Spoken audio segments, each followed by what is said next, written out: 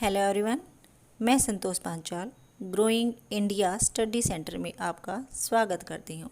इस वीडियो में हम पूर्व राष्ट्रपति प्रणब मुखर्जी के जीवन के बारे में जानेंगे कि उन्होंने अपने राजनीति के सफ़र को कैसे तय किया, वो उनकी क्या इच्छाएं थी, वो क्या करना चाहते थे और उन्होंने कितने कठोर फैसले लिए। जिनमें अकेले चलने का हौसला होता है, उनके पीछे एक दिन काफिला चलता है। आज पूरा भारत पूर्व राष्ट्रपति प्रणब मुखर्जी जी के दुख में अश्रुपूर्ण है, उनके दुख में आंसू बहा रहा है, क्योंकि 31 अगस्त की शाम को उन्होंने अपनी आखिरी सांस ली थी। वो 84 वर्ष के हो चुके थे। हम सभी जानते हैं कि वे पिछले कई दिनों से बीमार थे, 21 दिनों तक अस्पताल में भर्ती भी रहे। उनका इलाज Delhi cantt army research and referral अस्पताल में चल रहा था। अस्पताल द्वारा बताया गया कि फेफड़ों में इन्फेक्शन की वजह से वे सेप्टिक शॉक में थे। उन्हें वेंटिलेटर पर भी रखा गया था और भर्ती कराने से पहले वो कोरोना पॉजिटिव भी पाए गए थे। उनकी सर्जरी भी हुई थी। ये बड़े दुख के साथ हमें उनके जीवन के बारे में बताना पड़ रहा है, लेकिन ये भी ज़रूरी है कि उनके जीवन के बारे में आपको बताया जाए, उनके जीवन से संबंधित जानकारी आपको हो। उनका अंतिम संस्कार आज 2 बजे यानी कि 1 सितंबर 2020 को लोधी रोड शमशान घाट में होगा। केंद्र सरकार ने पूर्व राष्ट्रपति के निधन पर 7 दिन की राजकीय शोक की घोषणा की है। भवनों पर राष्ट्रीय ध्वज आधा झुका रहेगा, जहां जहां राष्ट्रीय ध्वज लगा रहता है। माननीय प्रणब मुखर्जी देश के 13वें राष्ट्रपति थे, यानी कि 2012 से लेकर 2017 तक वो राष्ट्रपति पद पर बने रहे और उनकी एक विशेष इच्छा थी कि वो प्रधानमंत्री का कार्यभार भी संभालें, प्रधानमंत्री के पद पर भी कार्य करें। लेकिन उनके हाथ से ये अवसर बार बार निकलते रहे, या यूँ कह सकते हैं कि उनके हाथ से ये अवसर 3 बार निकला। एक बार तब जब इंदिरा गांधी की मृत्यु के बाद राजीव गांधी को प्रधानमंत्री के रूप में चुना गया।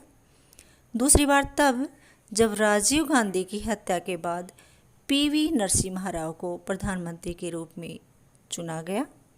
तीसरी बार तब जब 2004 में सोनिया गांधी जी ने मनमोहन सिंह को प्रधानमंत्री के रूप में चुना, जबकि माननीय मनमोहन सिंह जी प्रधानमंत्री नहीं बनना चाहते थे, क्योंकि वो प्रणब मुखर्जी को, अपने पूर्व राष्ट्रपति को अपने से श्रेष्ठ मानते हैं। प्रणब मुखर्जी को कांग्रेस का चाणक्य माना जाता रहा है। और एक बात का प्रणब मुखर्जी जी को, हमारे पूर्व राष्ट्रपति को हमेशा दुख रहा, मलाल रहा, क्योंकि उन्हें अच्छे से हिंदी नहीं आती थी। राष्ट्रपति के पद पर रहते हुए उन्होंने अनेक बदलाव किए, उन्होंने कई कार्य किए। वो ऐसे राष्ट्रपति थे जिन्होंने सबसे अधिक, यानी कि राष्ट्रपति आर वेंकट रमन के बाद सबसे अधिक दया याचिका खारिज की। राष्ट्रपति वेंकट रमन ने 44 दया याचिका खारिज की थी और पूर्व राष्ट्रपति प्रणब मुखर्जी जी ने 30 दया याचिका खारिज की है। या यूँ कह सकते हैं कि उन्होंने केवल 5 दया याचिका ही मंजूर की। माननीय मुखर्जी जी ने ही राष्ट्रपति और राष्ट्रपति भवन को वीआईपी के दायरे से बाहर निकाला। राष्ट्रपति भवन को आम लोगों के लिए खोलने की पहल मुखर्जी जी ने ही की। राष्ट्रपति के लिए प्रयोग होने वाले महामहिम शब्द का प्रयोग भी इन्होंने ही बंद कराया। वे सन 1982 में 1982 में भारत के सबसे युवा वित्त मंत्री बने और इन्होंने वित्त मंत्री के पद पर कार्य 1982 से लेकर 1984 तक किया, यानी कि 1982 से लेकर 1984 तक।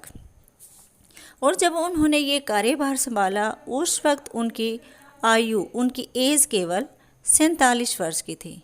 उन्होंने वित्त वाणिज्यिक मंत्री, रक्षा मंत्री, विदेश मंत्री के रूप में सराहनीय कार्य किया है। हमेशा उनके कार्य की सराहना होती रही है।